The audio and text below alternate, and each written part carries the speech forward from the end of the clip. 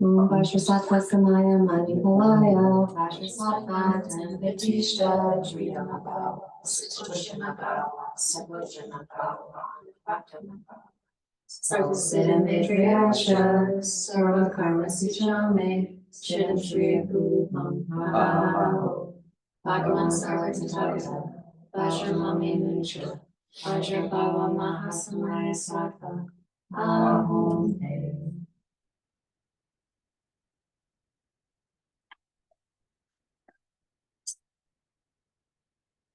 So I have just come back from an ordination in New Jersey, and it was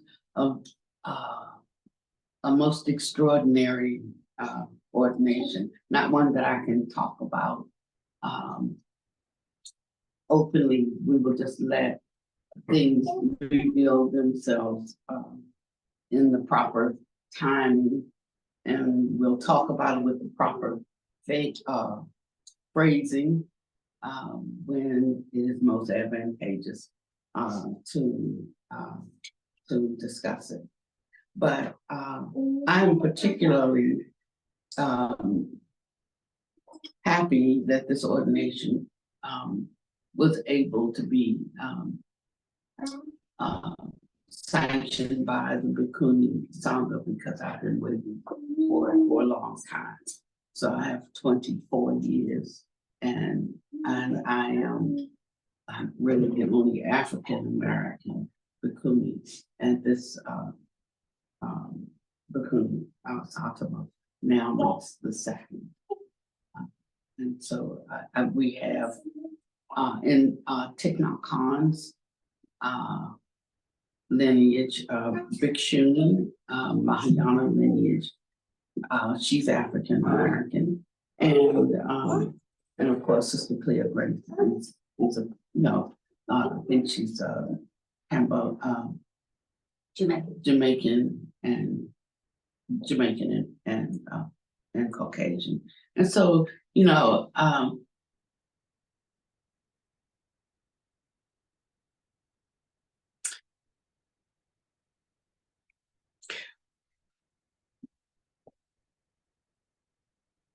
I don't make a big deal out of it, because it's not really a big deal in one sense, but in another sense, it actually is, because people have aspirations according to what they think is attainable for them and allowable for them. And when I ordained, I really was kind of looked down upon within the African American community, because I didn't become an activist, and because that's really not really the Buddhist way. Things happen according to causes and conditions. We create the conditions for certain causes then to arise, and if we don't create those conditions, then the timing is not right, not because the timing wasn't right, but because there weren't the actions that produce certain conditions. And so you can do all you can to try to create a just and egalitarian system here in the world, but it is going to be impossible for us to do that, because that's not this kind of world. We don't have what you see is a result of the mind stream of beings of this world. We could be a lot worse, but we're not so much the better. And what a wonderful opportunity to use this time to recognize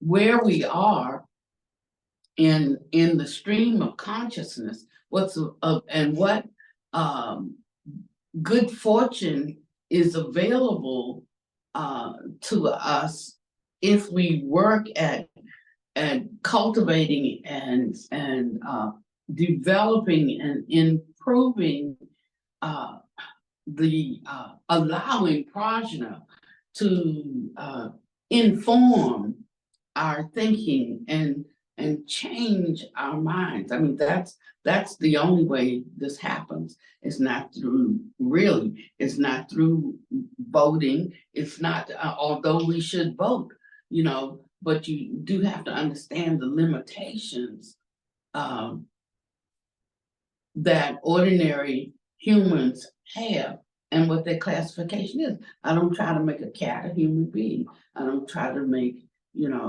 a human being or don't act as if a human being is a holy being. I was talking with a sister Bakuni, and we were talking about how we can improve our relationship. But the truth is we cannot improve our relationship that much unless there is a shift in consciousness.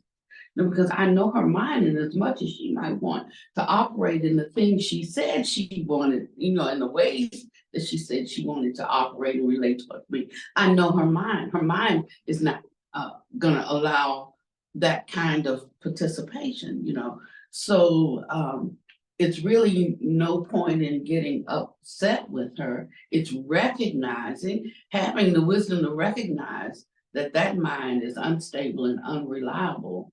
It's not that she's not a good person, but that mind is unstable and unreliable. So if I don't know this, I fall into a trap. If I know this and I discount it, I set myself up. But if I know it and operate in it with a mind that is without animosity, and I'm telling you, I'm in a really big a different space than I was in even yesterday over our conversation. I mean, the Dharma can work really fast if we're willing to surrender our attachment to self-cherishing, because how we generally view a situation is how beneficial and advantageous it is to us. I saw somebody outside the door. I don't know what happened. I think it's To okay. And most of the decisions we make are based on that. How advantageous is it to me? How useful is it to me? And in living in the world, I'm not saying that it's not important. What I am saying is it can't be at the top of the hierarchical structure of or the hierarchy of needs of your life. And that's a work that we have to do internally. So whenever I'm feeling justified about anything, then I know I'm probably not in a good space because it's the self that's justifying, or the self that's protecting, or the self is using its own thinking to ascertain what our position is and what things we have to do. So that's why it's very difficult to give up the notion of having such a expanded mind that thinks critically and analyzes. It's like that's like at the top of our aspirations. And he said, no, that whole thing has to be collapsed. The mind that creates this world and these problems is not going to be the one that's going to fix it or solve it. And so we have to figure out what that really means and how to kind of get into that space. And it's also the reason why we have to be continually practicing, all throughout the day, engaging in reflection. And if at 9 o'clock, when you hit that subject that you got to reflect on, and you're only operating on 20%, of your spiritual gas, then that's at what did I say, 9 o'clock? That's 9 o'clock. Check it out again at 10 o'clock. Check again at 11 o'clock. And you look and see if you can move that gas gauge up, and that's why we have to be careful in how we judge other people, because I might be at 10% at 9, but I might be at 90 by 10. And you still thinking I'm at 10 because that's where you saw me at 9 o'clock, and so it's just that quick we can like turn over a new leaf. If we can turn over a leaf, we can shift in our perspective and in our understanding. If we really, if we really want to. And sometimes we're like, okay, I'm gonna forgive it, just not today, and I because I'm justified to feel this way. I was talking to um a Rinpoche one day about how I felt about something, and then the Rinpoche went on to tell me how they felt about something, and how they particularly felt about a person who had tried to harm them, and the Rinpoche said, "So this is how I feel about them, and I see no reason to change." You know, and I don't want that to be my testimony, that I see no reason to change, because the Buddha master encourages us, in loving all beings. It means that I actually have to even give up the self-cherishing. It doesn't mean I put myself in harm's way, but that I can't hold any enmity against anyone. And so a lot of the merit that is stored up is in this kind of holding and trying to walk in this kind of view. Because that's one way. Actually, when we forfeit our right to be treated a certain way by a certain person, when we surrender that, in a way we are saving that being. I know this person does not have the capacity at this time to be a better person in this area. So if I can't handle that, if I don't know how to take care of myself, it's like the old adage, if you can't run with the big dog, stay on the porch. So if I can't handle myself, and I don't know how to protect myself from her harming me, it's best to not be in the vicinity where there's the chance of harm, or revealing things or sharing things that she can misunderstand and misconstrue because of because she doesn't have the spiritual agility. And so if we hold those kinds of views long enough, I think that is the way. Even if I can't do it right now, is the way. We keep looking at what is a more perfect way, then in time we begin to shift, because we start to take on that. And what we were struggling so hard to change almost becomes automatic without even knowing. Suddenly that person doesn't aggravate. You know the boundaries. You know the limits. She may not know it, but it's not her job to know it for you. It's your job to know it for yourself. It's my job for me to know how to keep my own self, so that I'm not touched and utterly overcome based on the impulses of somebody else's mind. Then I can dwell safely, then I can and walk and have a certain kind of assurance, and if I miss it and fall, I can also say nobody's fault but mine. I've completely taken back control of my life, and I can put myself back into a space of non-differentiation, and it's such a pleasant, and that kind of pleasant abiding, because I give up fear-based kind of thinking what that person can do to me.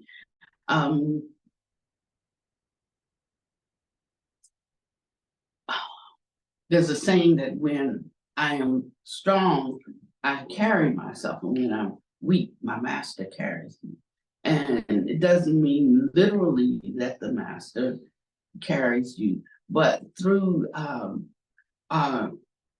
reverting back to the teachings that point the way out of suffering, that's how, or I'll say that's one way that the master carries you, because the master is one with his words, and if his words have deliverance capacity, a liberating power, then that's how the master is carrying you. That's how the master is constantly abiding with you. I talk a lot about the master and being one with the Dharma, being one with his words, and I find it useful for me because it has a kind, when those teachings or those words are activated, they have a kind of sentience, a kind of life. They don't become just words, but they have a quality, and it's just my way of sort of they blend to me with the master. And sometimes, to tell you the truth, I can't tell the difference between whether it's like a Dharma that I am hearing, or the voice of my teacher that I'm hearing. It just all comes together because both of them represent life for me. So it makes it a little personal in a certain kind of way, that both the master and his Dharma, if it is true Dharma, has a certain not just a quality of life or life over there somewhere, but it's immediate and present with you. It's a difference between talking to a friend on the phone because they're overseas somewhere, versus them being present in the room with you. As much as you enjoy talking to them, you're communicating in quote real time. It's still not the same as them being right here with you, and that's what brings the heart of the master close.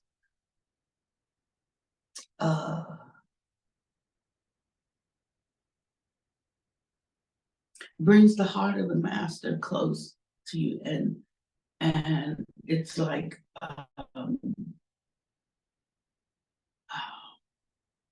your mind falls into resonance, and there's a synchronization, and that mind becomes your mind. So rather than fighting constantly with what I disagree with, I rejoice in what I agree with, and I also thank you, rejoice in what I disagree with, knowing that there is a way open for me, something,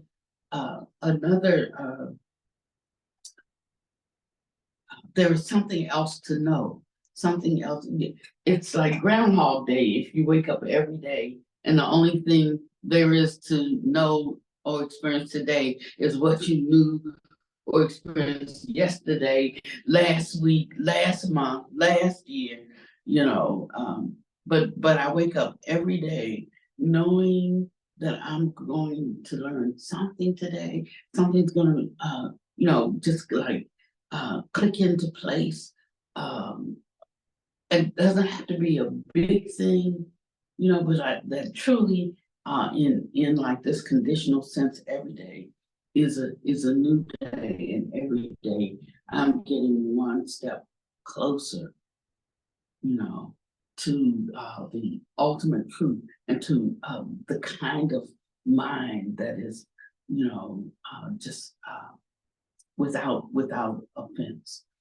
And the days that I fall and that I fail, you know, I use the opposite view, which is I don't hold on to it, no, beyond the moment of recognition of it. No, because if I stay with a failing or fault or fall too long, I start to indoctrinate the mind around that erroneous view, or around that, you know, habit that is not useful, and where the mind goes, the energy flows. And so we will find ourselves, no, so it is important to acknowledge, it's important to acknowledge our shortcomings, but we don't have to grovel in them. Actually, I could say it's a sin, just straight out, to grovel in it. It's to be acknowledged, it's to be confessed, sometimes to confessing it to yourself. It sometimes can be hard to acknowledge something about ourselves to ourselves, you know. But look at why it might be hard, you know. It might be hard because you know, we don't want to really be that way. We haven't found the tools that help us not to be that way, or not to have that fault. You know, so isn't that a good thing? You know, isn't it a good thing that we can have a certain behavior, and when we are speaking only to ourselves, we'll say that's not the character that I want to hold. That's and to just acknowledge that is such a good thing. So when we see one little spot, Kay is my Capia, she's like a, whew, she likes to clean. And I mean, like, I just don't get it. I mean, one of the primary elements is earth. And so dust doesn't bother me that much, you know. But she's the kind that if we smoked, she'd be emptying the ashtray after every little flick, you know. You know, she's that way. And I'm really not. And so I I gauge her, like when I have to clean my room, I decide when I have to clean my room by how close she gets to my door, because soon she's gonna clean my room, you know. And I'm like, get out my room. You know, I have my stuff set, I have books here, I have books there, I know what those are, I know what those are, you know. I have clothes on, I have a bouncy thing, what do you, Rebounder. a rebounder, to help me, you know, to kind of get steps in for my diabetes that won't hurt my feet. And since I don't use it, I I lay out my, you know, after Kay does my laundry and she brings it in and she says, well, I said, just sit it on the rebounder. I'll get it, you know. But that's the clothes I'm gonna wear tomorrow, the next day, and the next day. There's no point in putting them away. They're sitting right there. I could just pick them up and put them on, but that's how I am, you know. But she thinks everything has a proper place, and it should be in its proper place. So we have different propensities, you know, and it doesn't bother me the way I keep my room. But it bothers me if I bother her, you know. So I'm looking for that indication. I've said in the past that I was going to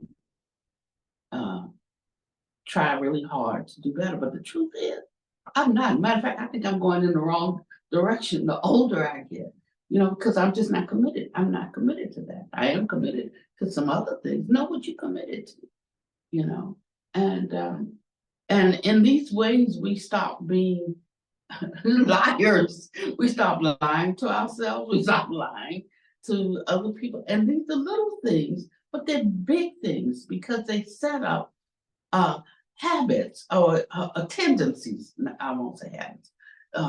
Be more precise. They set up tendencies. And if I have the tendency to say I'm going to really work at something, and I'm not planning to really work it at something, you know, then I'm setting something into motion that's going to trip me up a little further. Sooner or later, it's gonna trip me, and my own mind won't even believe me. And so we're learning how to like just incrementally have more integrity. And we think integrity is always around doing the right thing, but it could be that integrity is about actually acknowledging the true intention, the true view, you know, because if you don't know exactly where that line is, you will cross it.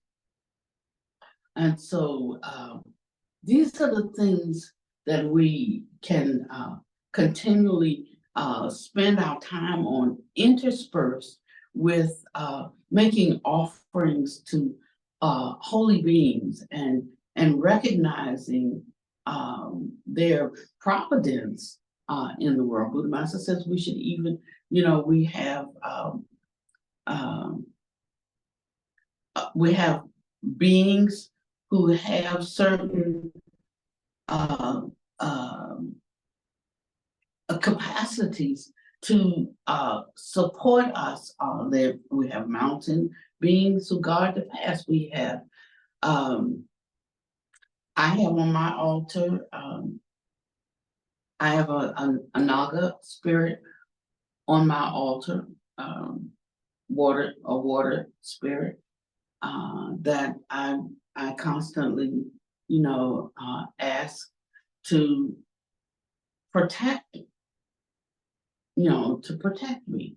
And that's what a Naga does from certain tribulations. So you can say, well, I don't believe in Nagas, no problem.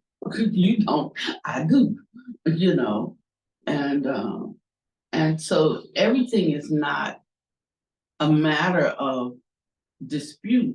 A person can pick up what they want to pick up, and they can not pick up what they don't want to pick up. If it works for you, fine. If it doesn't, you know, then maybe you should try picking up something and seeing how that works for you. There's so many beings in the world, and there is an order to of qualities and competencies within the classifications of beings. Like I can do some things that dogs can't do. Dogs can do some things that worms can't do. You know, and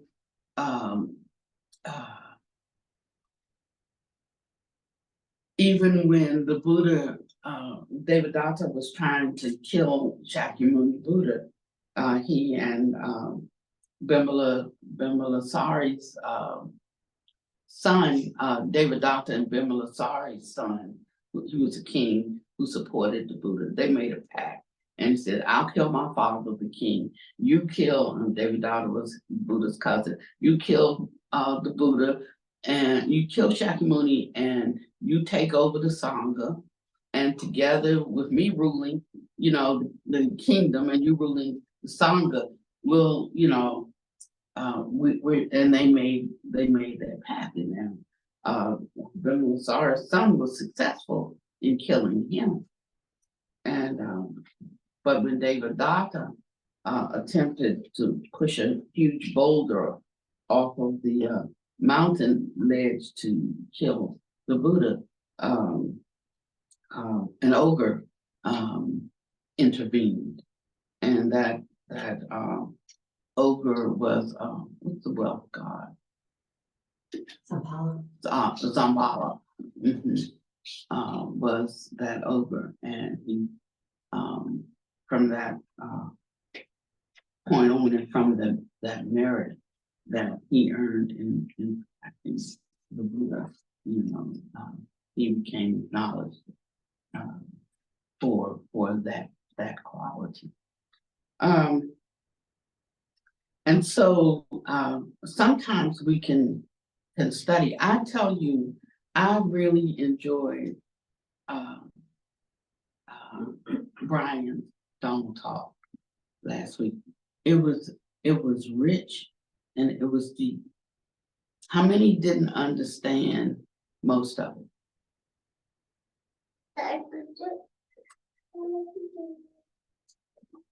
Yeah, not deeply understand. I think I understood it. I was left with a lot of questions about going forward from Arhat to Bodhisattva or Buddhism, and didn't know if it was just defined by the lineage or the tradition versus. Okay, so we're going to revisit some of that. We're not going to do it today, but I'm going to tell you beyond that discussion of Arhat and Bodhisattva, because it's not that the Bodhisattva is not in the Theravada, it's because they are by misunderstanding, emptiness, they are their ending point is in a different place. So it's and then it's like if you took a wrong turn and it ended up in a dead end instead of keeping on going. And you said, well, we are on the road. We know this is the right road. We see the benefits and we see the fruit. And now we're in the cul-de-sac, and that's the end. And that's the difficulty. But within even the Theravada canon, the Buddha talks about while he was just an unenlightened bodhisattva. He didn't even talk about being an enlightened bodhisattva. He said, while I was just an unenlightened bodhisattva. So that means that there is a bodhisattva path, whether it wants to be included in the teachings of Theravada or not. There is a bodhisattva path, and that bodhisattvas start at an unenlightened state. And if the teaching didn't consider, we could continue. And Rahula was entrusted with these teachings. The Buddha taught his son,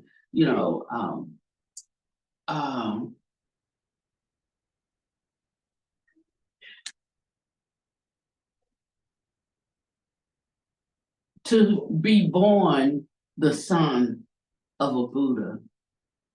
It's not that he gave the teaching because he was his son. It was because he was his son that he had the karmic affinity and the merit to be entrusted with certain teachings. So that's sort of a different. If you turn it around, it's just not because of kinship in that way, but because of the karmic affinity for the truth, the capacity to penetrate, that he was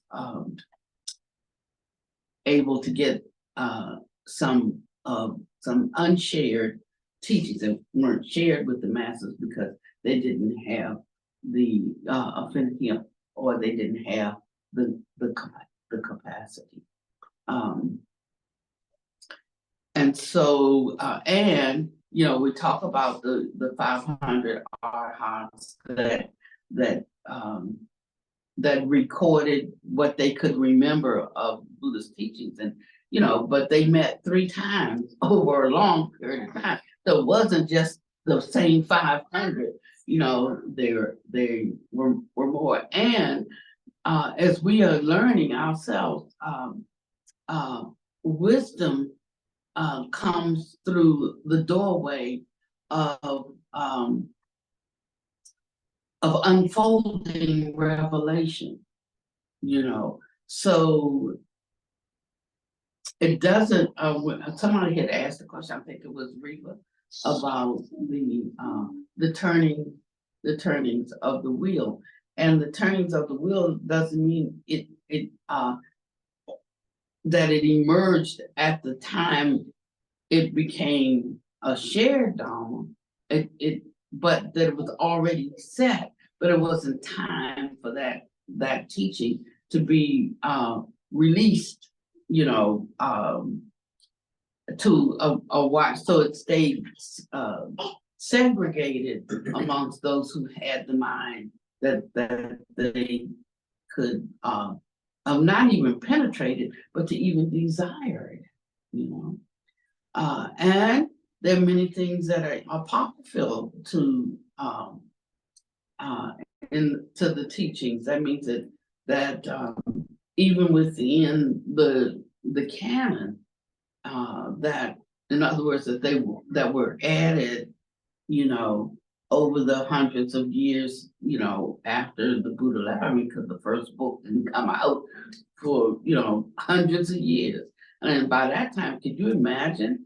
Let's say that we have this wonderful expounding the absolute truth, Heart Sutra, and that it doesn't get. I mean, that's why I guess they don't really care. Like a lot of the sutras and the teachings, didn't get released for hundreds of years. So this is just like 20 years. It's like not a thing, I mean, we want it, and I think that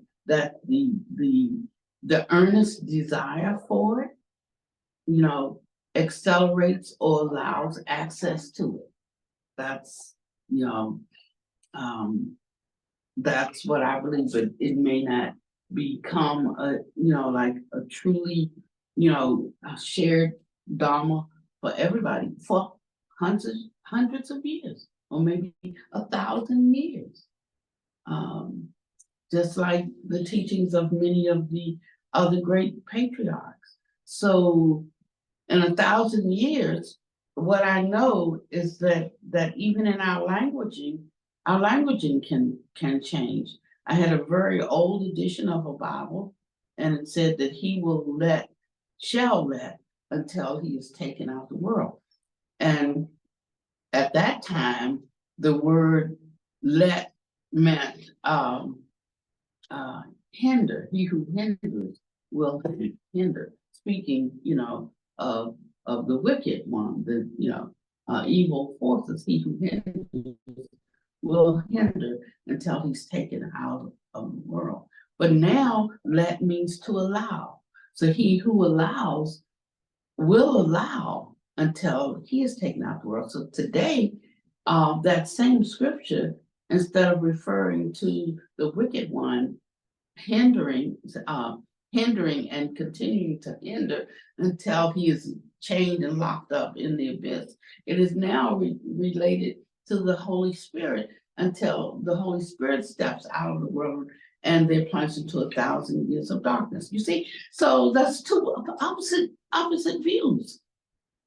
And so we can't just rely on, that's why we can't rely on language prajna, but through the incomparable mercy and good fortune of holy beings making an appearance based on our earnestness and our desire and our willingness to respect and allow truth to come through, we have an opportunity to be a recipient of something, and that's why I don't take these things lightly, and why I try to give my whole life to it. It doesn't matter whether I'm not giving a monastic life, or you're not giving a lay life, you know, monastic and lay, those are just two words that kind of speak to some external conditions.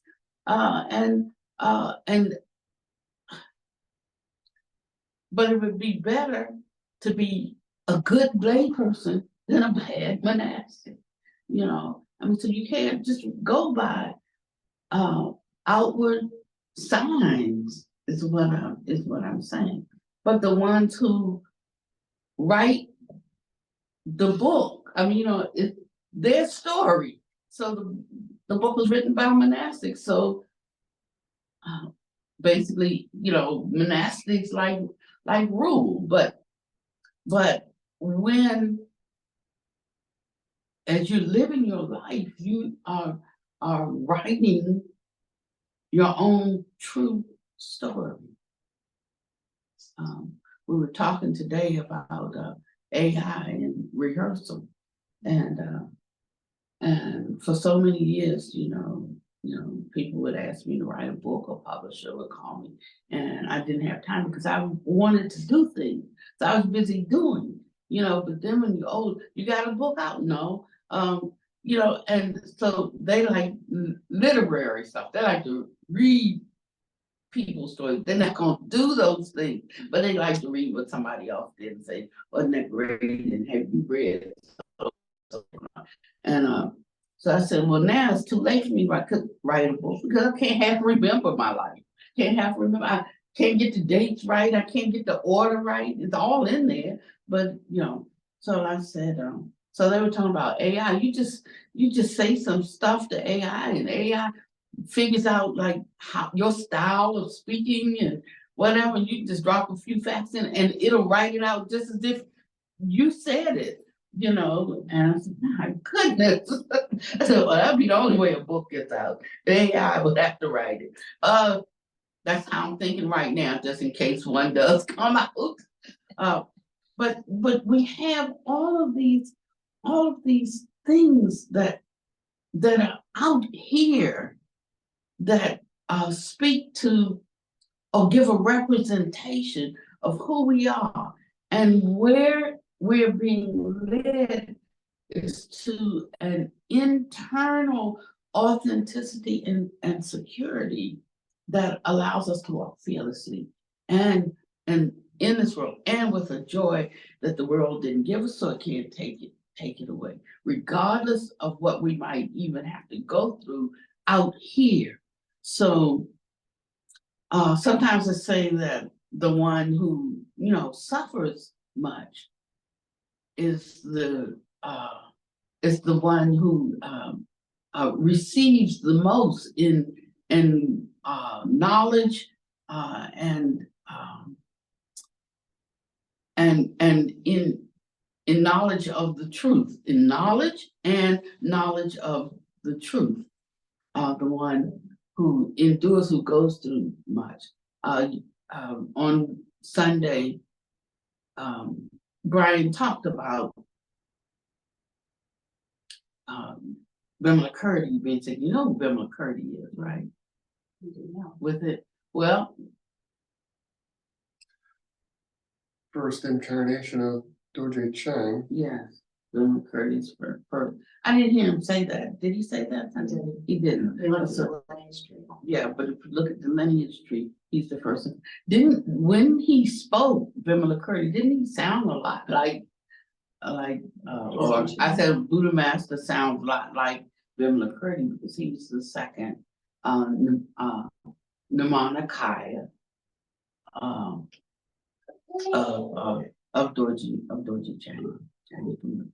And he's akin to like Samathabhadra, you know, within Tibetan they call him Samathabhadra, you know. So all of these same Nirmanakaya. And as he is talking, I felt like I was sitting there listening to Buddha Master, and even the method of teaching being so similar. So through the similarity of method, you know, of saying one thing and then saying sort of like the opposite thing. So now, before you can even get this concept clear in your thinking mind, you're getting an opposing concept, and then you have to put the two of them together. Then you have to separate the two, and that is a method, a method of teaching, and it's a method for some minds, not for all minds. But we can develop affinity if we don't have it.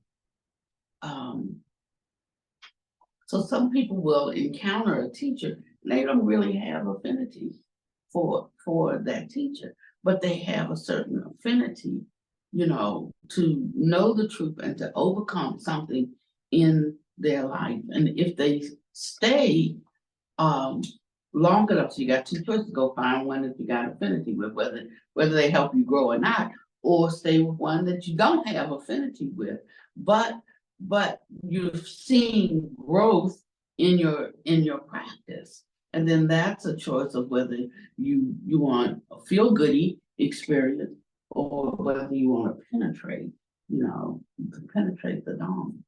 But so you see, throughout our walk, we're constantly making choices. We're saying it's because of this, it's because of that, it's because of you, but actually we're running our own show, with our own level of discipline or non-discipline, skillfulness or non-skillfulness, accomplishment or non-accomplishment, So we are in fact walking along like a tusker in the woods. And so that's why we have to be kind with ourselves. I mean, I'm really, I mean this, kind with ourselves and what we can hold at a particular time and what we can't. Now, if you don't want people to criticize you, don't tell them. Don't tell them what you're holding or what you're accommodating, because, people have issues. So if you don't want to bring more troubles on yourself, just don't tell people, and handle your business. And when you get it straightened out and you're on the good foot with it, then you can tell them, there was a time I thought like this, felt like this, did this, but now I don't. And because it can help them when you overcome, not so much when you're trying to overcome, but when you overcome it, and it gives people great strength and great tenacity and great faith. So that's why I think that your stories are important. There is the warning to not share certain kinds of experiences you have, but you could always tell what you're getting from something, and you'll find the lines in which you can, in which you can share, that you inspire people. So we actually, the greatest inspiration we give each other is the mirroring of the Dharma that we do in our lives,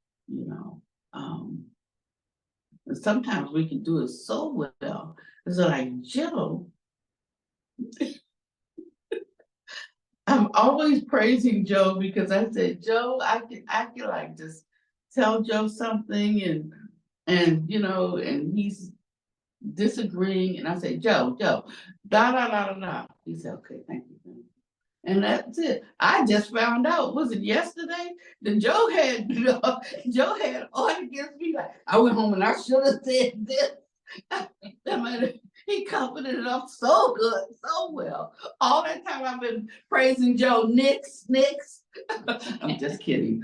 But he said, but I developed discipline as a result of that, of not getting contentious with nothing, but I really felt like this. But but I can see now what discipline has done. It's like coming out of the dark. I finally see the light and it's shining on me. So we have to be willing to go through these kinds of disciplines, because that's what enables us to not only uproot our own problems, but it allows us to really have the capacity to save others. And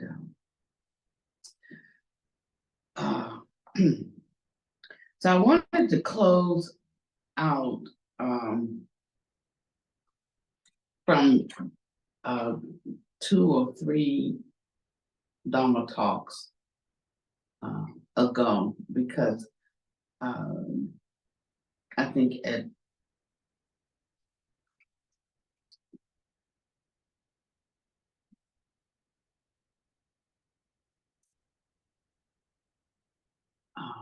there's something I think that we can dig a little deeper on,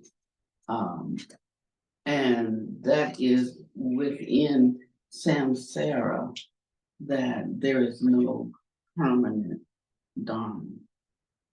And once we make dharmas permanent, that's how we devolve, into legalism and really back into ignorance, except it becomes a greater ignorance, because it has been now mixed with the power of some truth. So it's better to be with somebody who's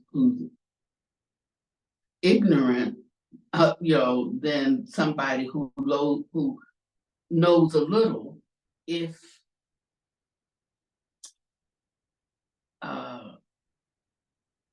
not all the time, but sometimes, somebody who knows a little, who thinks they know a lot, or who,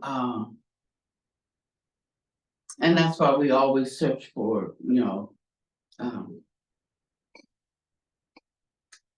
a teaching that we feel can give us the I won't say the best instruction, but it's the most versatile in acknowledging the 10,000 things, no one right thing, but the interplay of the 10,000 things. He had talked about the observation of emptiness and using analysis to see or understand emptiness, and that's like breaking down things, and like taking a car and dismantling it, and like when we finish, like, where's the car? There's no car, but there's a tire, but if you started breaking down the tire, then you have, I don't know, the rim, the rubber wheel, and whatever else, the tire, and you separate those, then where's the tire? Then you just have rubber, and you break down the components of rubber, which is petroleum and something else, where, where is the rubber? And then, so he says that's a way that we can, and then of course we can break ourselves down in the same way. But he said that there's a better way, for us to do this, and he said, and that's when we examine the insubstantial nature of everything, that we the dharmas, or the things that we come up with that are produced from causes and conditions, they're kind of a false phenomenon.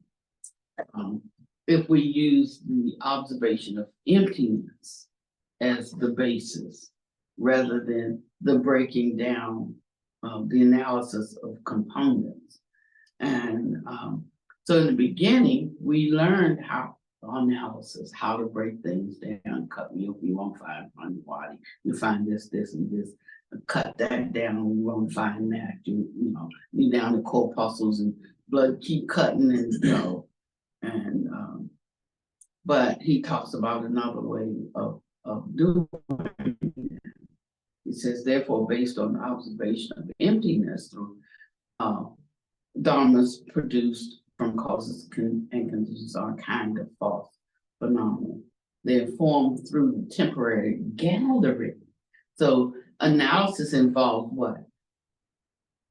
Breaking down, right? That's the look of breaking down. But if we and take it from the perspective of starting with emptiness, then every dharma or every phenomenon,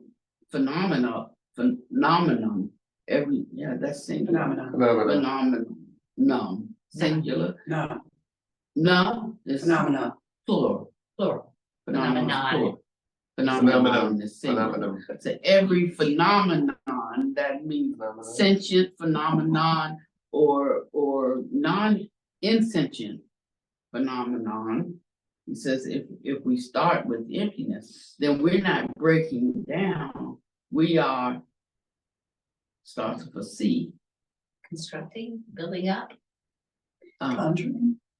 Pretty good, but compounding. We're compounding.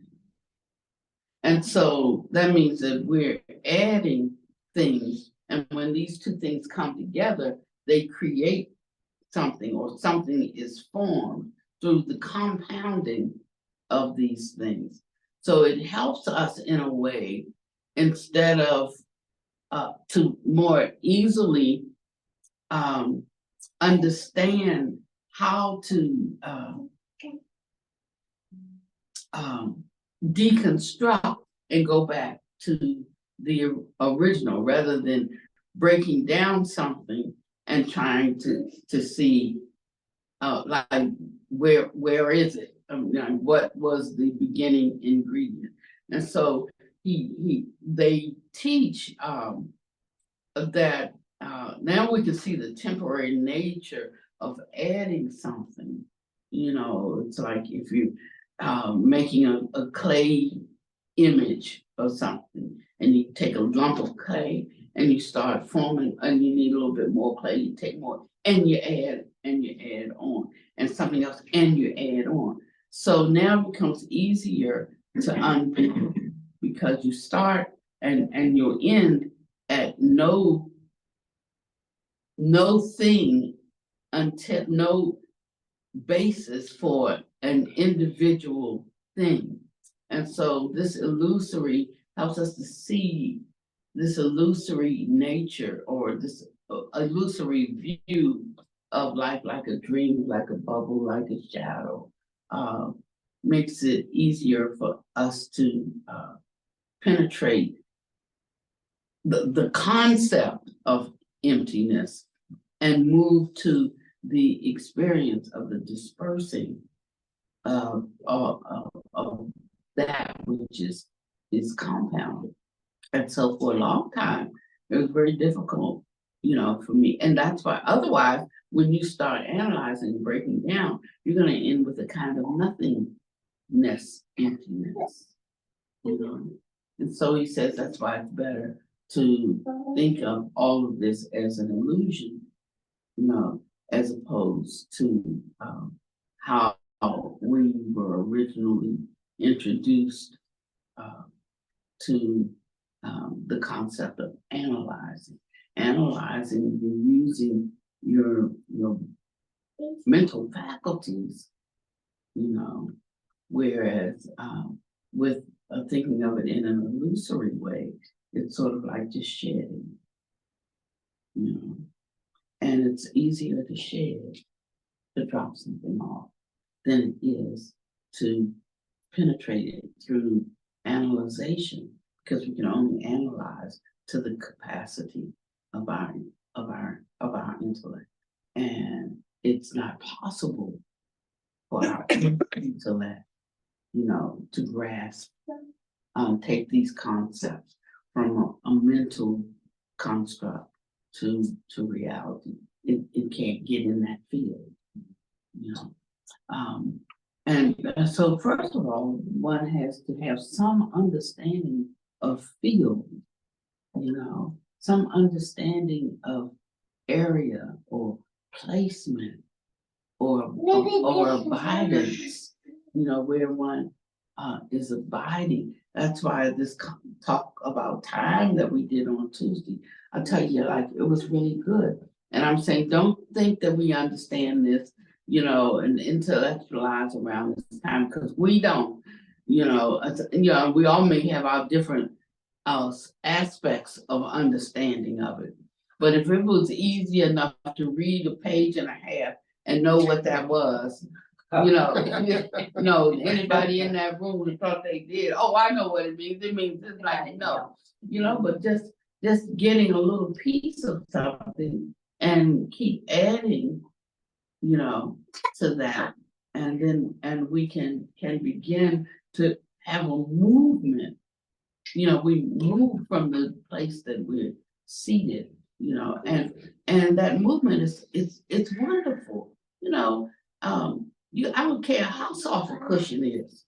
If you sit on it long enough, you want to move, and that's how it is with this kind of practice. There's no seat we can choose and get comfortable, because unless actually it would be suffering and stagnation. So if you are, this is how we can transform our dissatisfaction with the past. We can transform our dissatisfaction with not knowing something, or not being able to penetrate something, or not being able to accomplish something. If we could just switch all we have to do is just switch the perspective in which we hold the unfoldment of wisdom. I would rather wait for the right partner to come along than to grab the first one that goes by just because I want a partner.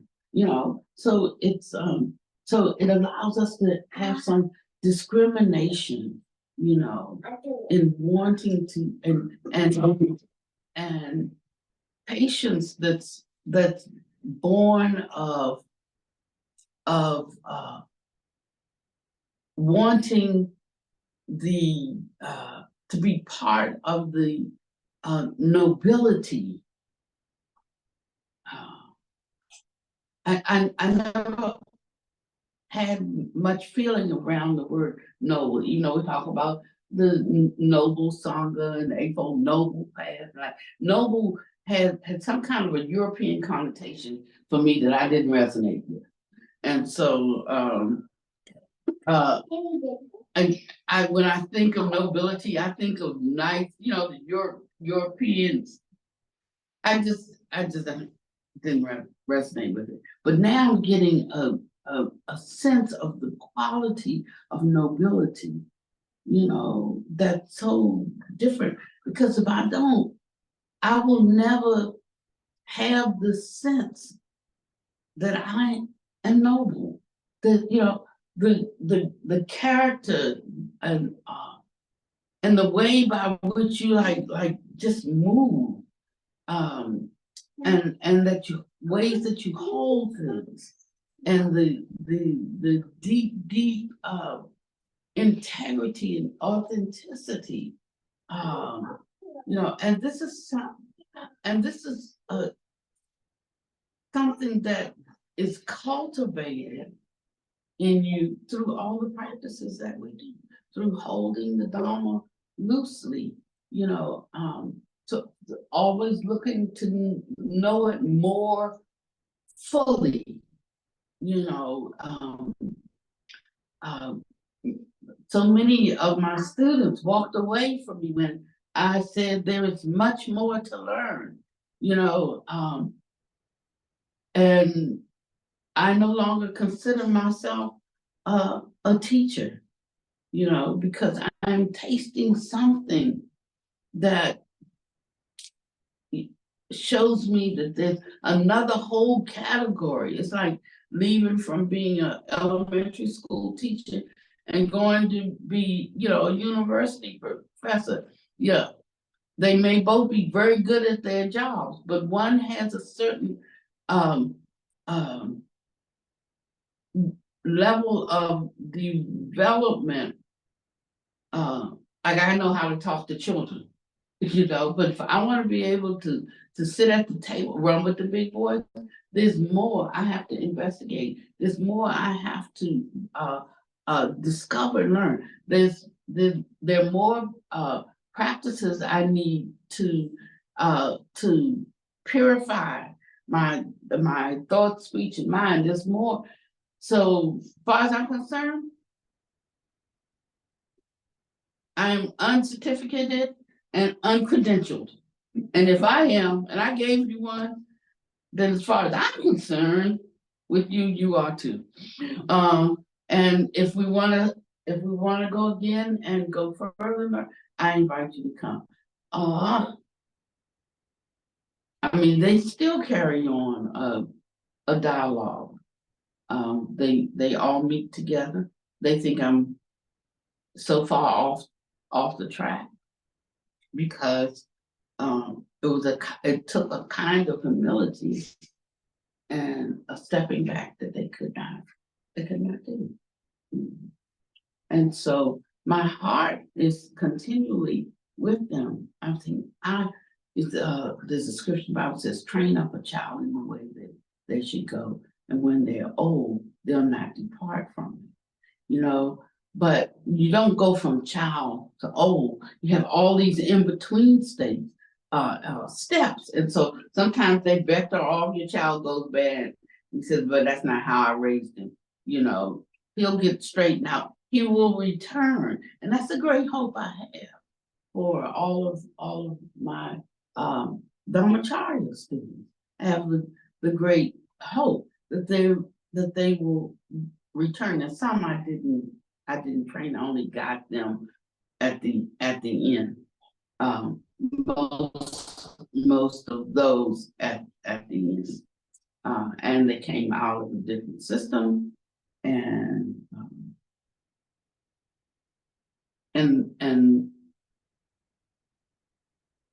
I was doing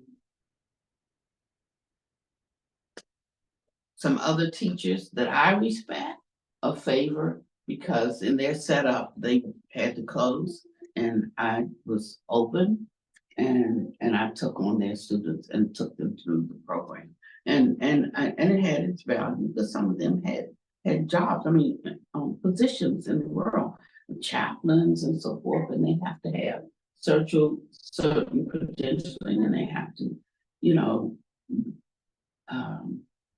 be able to show competencies in certain areas that actually help people. That's on a worldly human living basis, so in that sense, that's fine. But I'm talking about those of us who really want to get out of samsara. So maybe none of them are that interested in that. They are interested in keeping that good job, or they just like what they do and want to, continue with that. But my great hope is like all of those highly credentialed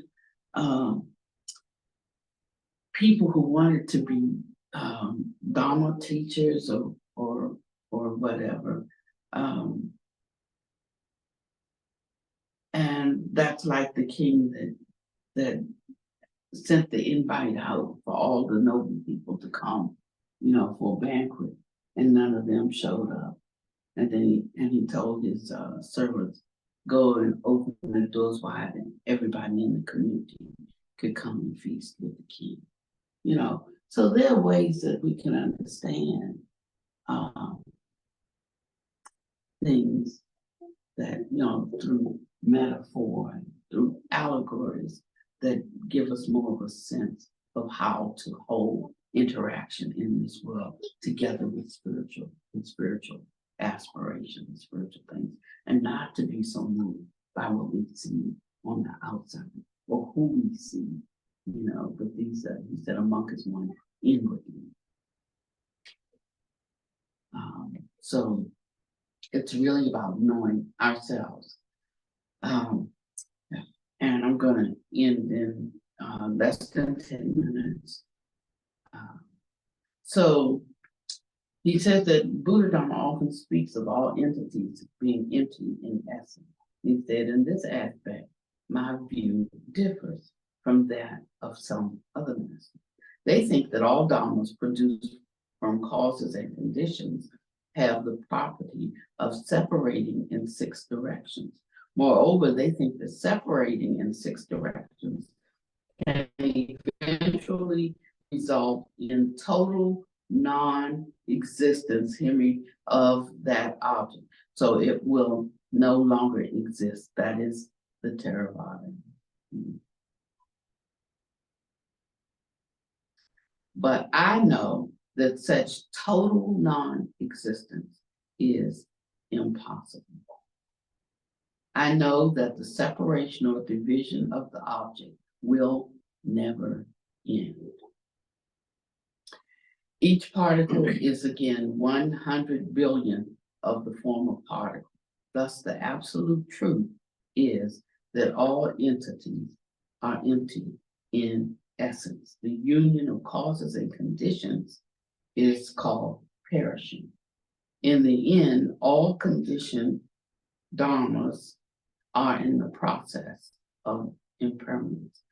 So with the bodies we currently have, we are established now because causes and conditions came together, names for us were established. So there you are, disciples. Each of you has your own name, your own physical appearance, and with those, you appeared here in this room. Then when the causes and conditions of the 4 great elements break apart and disperse, that person, Pannavati, will no longer exist. However, although the substance of the person's bones and flesh are no longer there, based on the truth that matter never completely perishes, that matter becomes a different kind of material form. Such form, material form, is still in the midst of impermanence. Therefore, it is forever impermanent. So there is no permanent dharma or phenomenon. What is permanent? It is when forms end and all reduces to emptiness, when one enters true thusness, yet is not attached to the appearance of true thusness, and when one realizes intrinsic reality prajna, and eventually even realizes the state of the 3 bodies of a Buddha and the 4 wisdoms.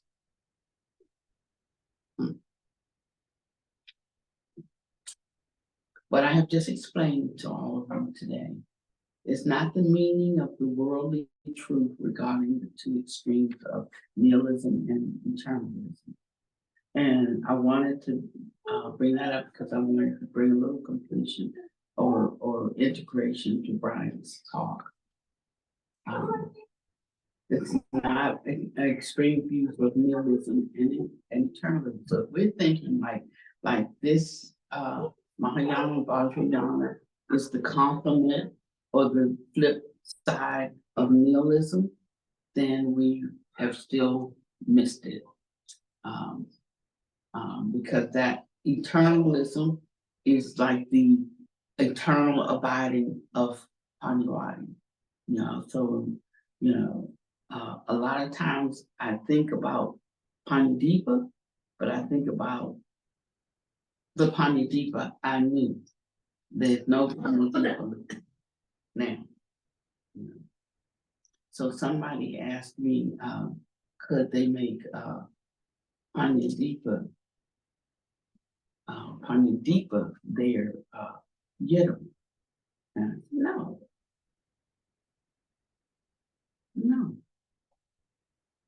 The permanent Dharma that the Buddha Master is referring to is the holy state of unmoving and unchanging thusness. So you can see how we can bring our sentimentality into things and our view into things and colors it when instead of coloring it so that we can kind of understand it, if we just let it sit there independently on its own and start to, and just keep glancing at it, keep glancing at it, we will ultimately become familiar with its true characteristics.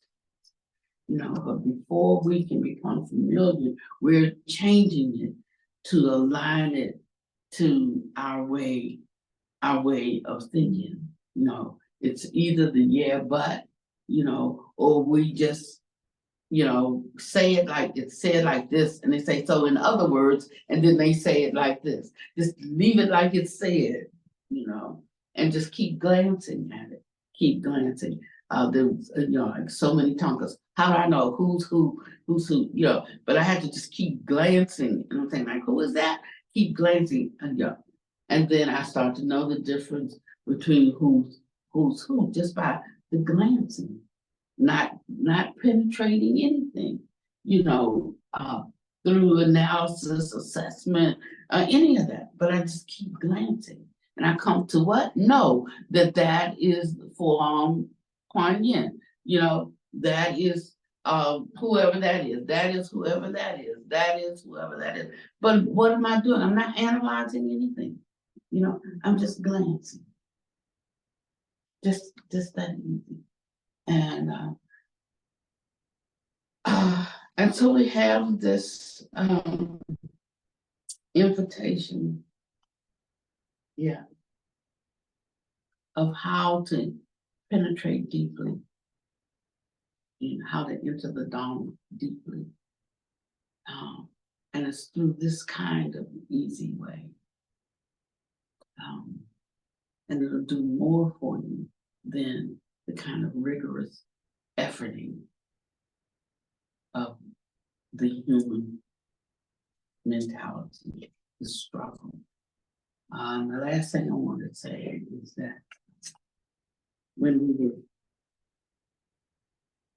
reading, I was a little bit perturbed because someone shared with me something that they had done to harm me. And she was so convicted, that's why she shared it. Because she said, Pannavati, we were in the airport, in the vehicle being taken to the airport. And she said, I had hoped that I had a chance to talk to you about this today. Before we left, the mom was scared.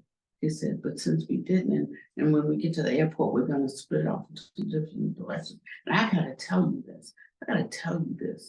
And then she said, because I did something to you, you know, I went against you in a really, you know, in a really bad way, and I really want to confess it, you know. I want to tell you, and say, are you sure? I'm like, am I gonna be better off after you tell me, you know?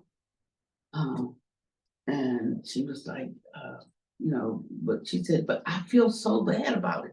She said, and I want you to understand why I did it. I said, do you really think you should tell me it was that bad? And she said, because I'm in a really good space with you right now. You know, and she said, yeah. She did. And then she told me, it was just really, really, really awful what she had done. It never hit me, you know. It was a dagger thrown meant to kill, but it missed me through whatever means. I mean, even if at the end of it, it had turned out to be nothing, it still would have been a lot to have to suffer and go through, you know, even to prove your innocence about something. And so when she told me, that's something, you know, if you know, getting it off your chest, that's something you shouldn't have told. You shouldn't have told me. If I didn't know that, I didn't need to know. You know, and there's very little that hurts me, you know, because I can just get right on my pogo stick and hop again, you know. But that to know the degree of viciousness that a person, you know, particularly a monastic, can hold simply because she said I hurt her feelings. So we have to have protections, you know. So it's don't poo-poo these Dharma protectors and you know, the holy beings. Mostly they're concerned with your enlightenment, you know, but then there are other beings that are present with us that serve other purposes, you know, and will support us and protect us from physical harm, protect us, you know, uh, create an avenue for good fortune. And I don't mean just money. I'm not talking about money when I talk about fortune. You know, but I'm talking about like if you don't have enough merit for something, they have some abilities that can support you, like helping to create like an introduction to somebody who has a capacity to help you. You know, we call it serendipity, if you can call it that if you want. But I think that that there are beings who have taken up certain vows, you know, to help those who are trying to do good in the world, and they're there to support you, you know. And so that's why the Buddha said that we should make offerings to these various beings. He even told us as Buddhists that we should make offerings to Jesus and within Buddhism we consider God like Brahma, but should make offerings to them because they have the capacity, you know, to help you on their level.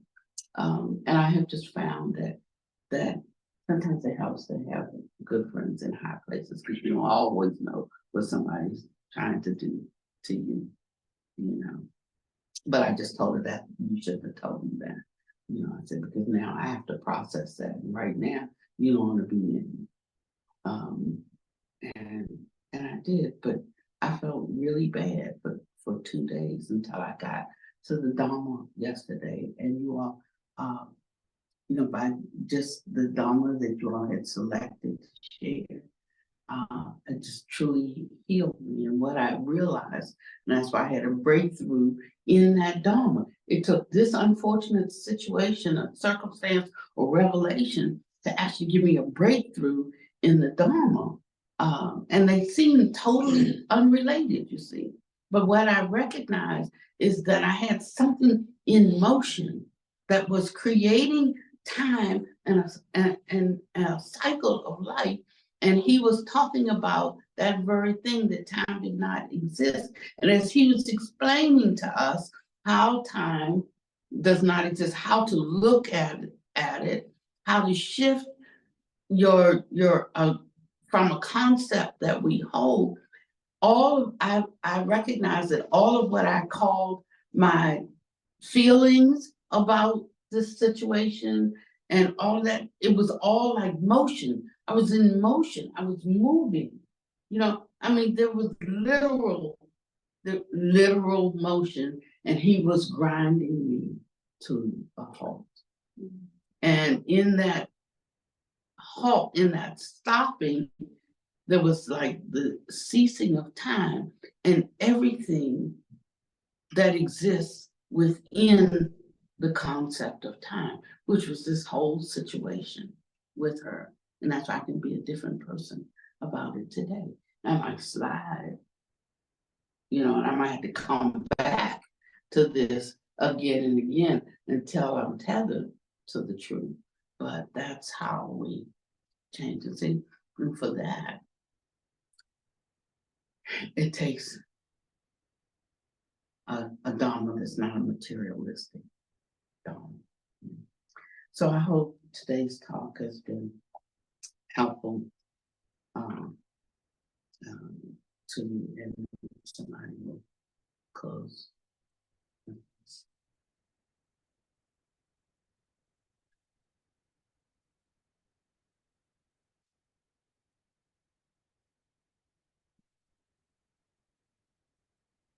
Nancy. May the merit of our observing and listening today be of benefit to all beings in all realms, that they may not suffer, and that they may profoundly come to know the great truth and way and bring forth the Bodhi mind. Thank you for coming.